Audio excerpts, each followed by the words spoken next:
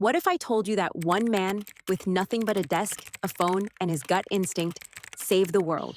No medals, no parades, just a quiet decision that prevented nuclear Armageddon.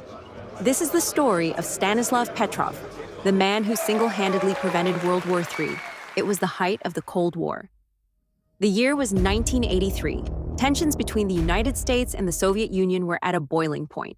Earlier that month, the Soviet Union had shot down a Korean passenger plane that had drifted into its airspace, killing all 269 people aboard, including a U.S. congressman.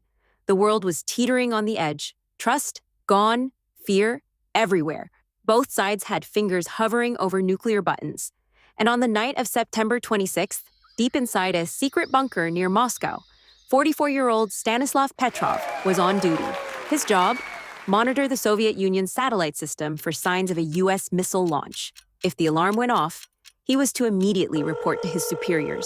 The Soviet doctrine was clear: detect, confirm, retaliate. And then, just after midnight, the alarm blared. The system showed an American intercontinental ballistic missile heading straight for them. Petrov stared at the screen. Was this a glitch? Or the beginning of a nuclear war? Moments later, 4 more missiles appeared on the radar. The sirens wailed. The bunker filled with flashing red lights. All the data said the U.S. had launched a full-blown nuclear strike. Petrov had minutes to make a decision. Should he report it? If he did, the Soviets would almost certainly launch a retaliatory strike. Millions would die, perhaps hundreds of millions. But something didn't sit right. Stanislav thought hard. 5 missiles? If the U.S. wanted to start a nuclear war, they'd launch everything. Thousands, not 5.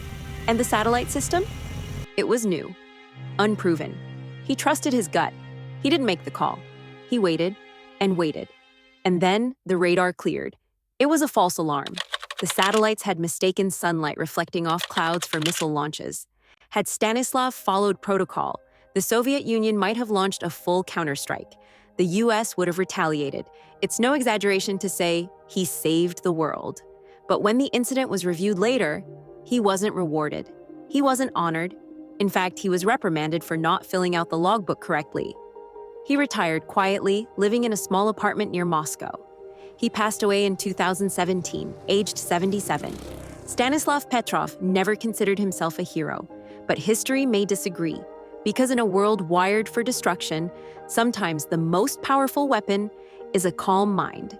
If this story moved you, consider subscribing. We bring forgotten history back to life, one moment at a time. And let us know in the comments, what would you have done in Stanislav's place?